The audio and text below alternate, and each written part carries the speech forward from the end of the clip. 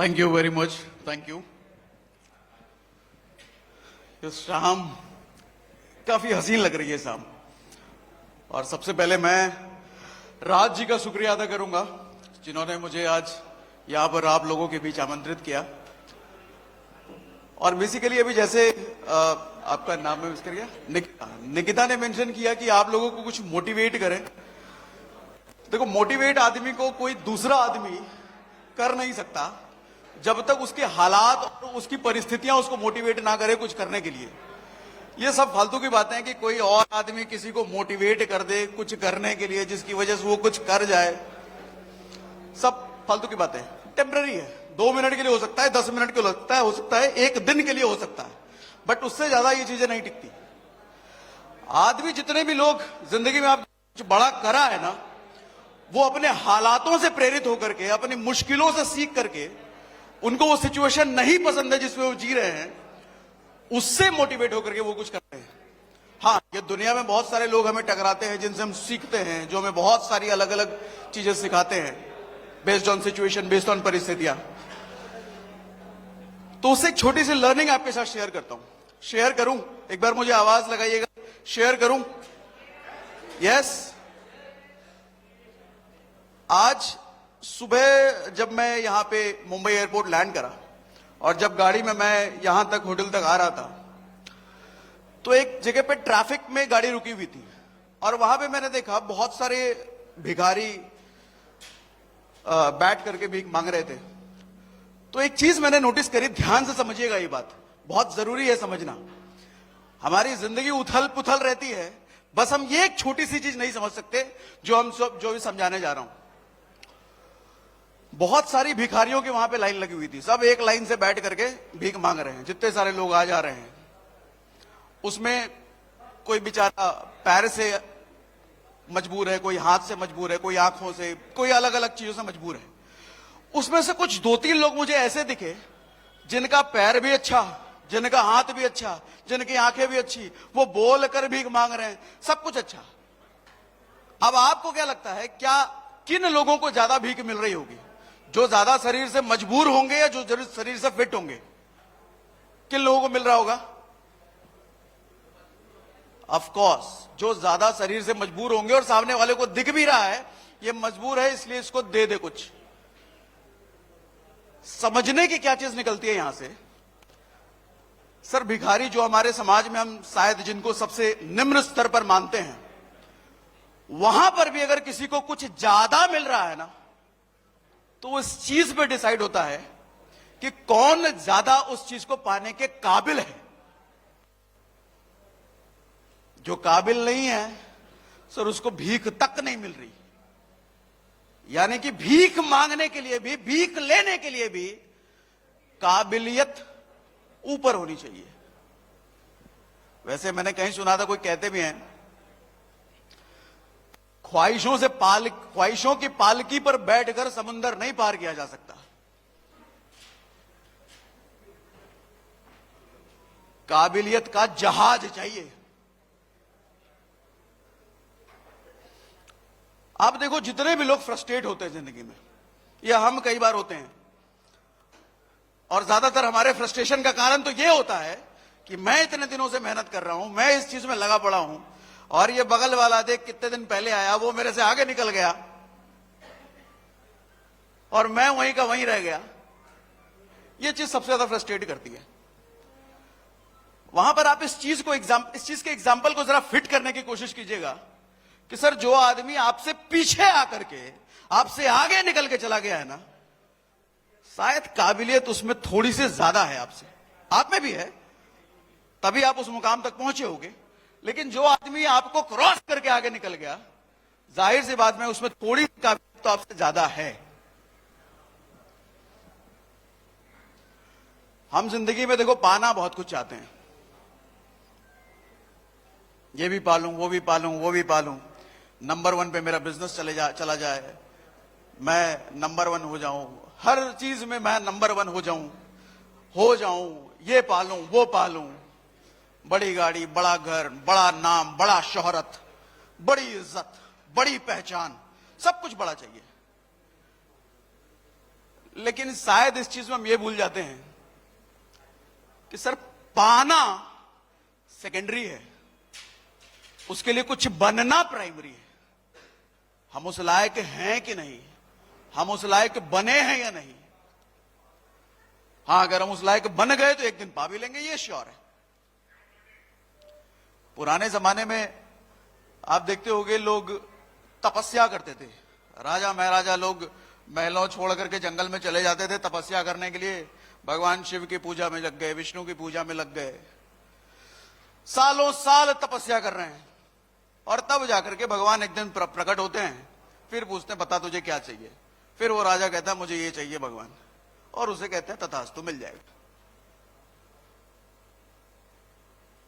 Sir जमाना जरूर बदला है, ट्रेंड जरूर बदला है, तरीके बदल गए हैं, कॉन्सेप्ट आज भी वही है। सर वहां वर्ड यूज करते थे तपस्या, एक सर्टेन समय के लिए अपना घर बार सब छोड़ करके, अपनी राजशाही आदतों को छोड़ करके, अपना परिवार छोड़ करके हमें एक जगह पर विलीन हो जाना पड़ता था, उसकी तपस्या करने में, जिससे हमारे को कुछ चाहिए। आपको नहीं लगता ये कॉन्सेप्ट आज भी वही है? जो भी पाना है, क्या उसके लिए हमारे को तपस्या नहीं करनी होती है? क्या उसमें लगना नहीं होता? घर बार छोड़ करके, एक कहावत भी है कि इंसान को कामयाबी मिलने के लिए कुछ क्राइटेरिया होनी चाहिए। कहते हैं काग चेष्टा बको ध्यानम, मतलब कौवे की तरह बार बार चेष्टा करने की आदत। बको ध्यानम, बगुले की तरह ध्यान होना चाहिए, कंसंट्रेशन, ध्यान उसी चीज पर जो चीज पाना है, जिस जगह पर पहुंचना है। काग चेष्टा बको ध्यानम। स्वान निद्रा, स्वान निद्रा मतलब कुत्ते की तरह नींद। घर में अगर कभी कुत्ता पालते हो गए, किसी को देखा होगा, सर हल्की सी आहट में ना कुत्ता जग जाता है। आदमी भले ही गेंडे की तरह सोया हुआ है, खराटे ले रहा, वो ना उठेगा, लेकिन कुत्ता उठ करके तैयार हो चुका होगा और भौंकना शुरू कर देगा। वो कुत्ते की तरह नींद कहने का मतलब अलर्टनेस। समाज में क्या हो रहा है, क्या चीजें चल रही हैं, मेरे कंपटीशन में क्या चल रहा है, मार्केट की क्या नई डिमांड आई है, क्या मैं उस पर रिएक्ट कर रहा हूं, क्या मेरे चेंजेस, मेरे एक्शन प्लान उसके अकॉर्डिंग बन रहे हैं, क्या मार्केट पूरा बदल चुका है, रातों रात कुछ नई चीज आ गई है जो मैं नहीं बना पा रहा, जो मार्केट को मैं डिलीवर नहीं कर पा रहा हूं, क्या मेरी इंडस्ट्री में जो लोग आगे बढ़ रहे हैं कुछ एक सर्टेन पैटर्न वो लोग फॉलो कर रहे हैं जो मैं फॉलो नहीं कर पा रहा हूं, मैं अभी भी उसी डर्रे पे हूं, नहीं हम तो नहीं बदलेंगे, हम तो ऐसे ही हैं। तो स्वान निद्रा कहने का मतलब यह अलर्टनेस। अल्पहारी, गेंडे की तरह खाए जा रहे हैं, खाए जा रहे हैं, खाए जा रहे हैं। अल्पहारी गेंडे की तरह खाने का मतलब सर समाज में बहुत सारी चीजें हैं कंज्यूम करने के लिए, देखने समझने के लिए। हमें हर चीज पर अपना समय और अपनी एनर्जी नहीं लगानी है। मैं जिस जगह से बिलोंग करता हूं वहां पर एक छोटा सा चार्टर्ड प्लेन एक्सीडेंट हुआ था, बहुत पहले की बात है। तो मैंने देखा वहां 2 घंटे की बात है, बस 2 घंटे में वहां पर छोले भटूरे बिकने लग गए, वहां पे समोसे तलने वाला, पकौड़े तलने वाला पहुंच गया वहां पर। क्यों? भीड़ लग गई वहां पर। मतलब 200-300 लोग इकट्ठा हो गए, देख रहे हैं और बात क्या कर रहे हैं, अरे जो हवाई जहाज का पंखी है ये प्लास्टिक का है कि लोहे का है? तुमको क्या मतलब उससे, पंखे का प्लास्टिक है कि लोहे का है?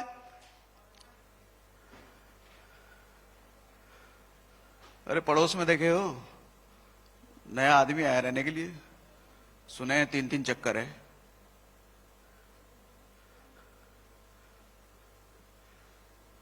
आप जहां से कुछ निकाल सकते हो, जहां से कुछ मिलने वाले हैं, सर उधर ध्यान होना चाहिए। अल्पाहारी, हर चीज कंज्यूम नहीं करना। अल्पाहारी का मतलब सिर्फ खाने वाली चीज को आहरण करने नहीं। हमारे समाज में जितनी चीजें हो रही हैं, हर चीज अपने को आहार रूप नहीं लेना है, ना ही पेट में ना ही मन में। बचना है सर। अपनी ताकत, अपनी एनर्जी लिमिटेड है, समय तो 24 घंटे लिमिटेड है ही, आपकी एनर्जी लिमिटेड नहीं है क्या? सर दिन भर में अगर 10 घंटे आपने मोबाइल फोन में निकाल दिए, काम कब करोगे? 2 घंटे अगर स्क्रॉलिंग में निकाल दिए, सर 2 घंटे गए जो जिंदगी में कभी नहीं मिलने वाला आपको। और लास्ट में कहते हैं गृह त्यागी होना चाहिए। गृह त्यागी का मतलब घर बार छोड़ करके ना चले जाओ, वो मतलब नहीं है। सर शब्दों को मत पकड़िए। अगर आप पुरानी चीजों को अध्ययन करोगे ना ढंग से, अगर शब्दों को पकड़ोगे तो कंफ्यूज होगे। उसने बोला गृह त्यागी होना चाहिए। सर पहले के जमाने के लिए सही था, जब विद्यार्थी कुछ सीखने जाता था तो घर बार छोड़ करके आश्रम में रहने लग जाता था। राजा को तपस्या करनी होती थी, वो जंगल चला जाता था। आज उसका वो मतलब नहीं है।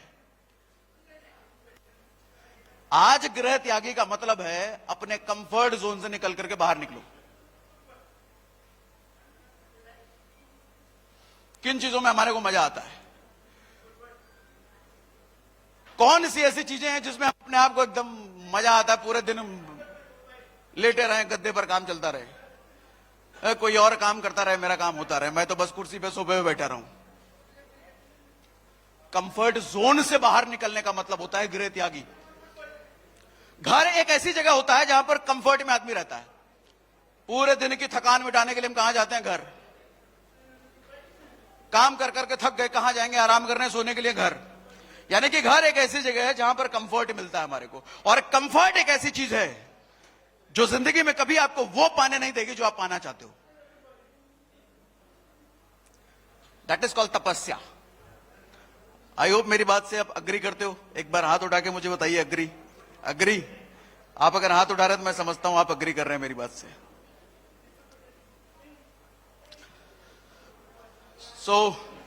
एक छोटा सा मैसेज बस ये शेयर करना था आपके साथ।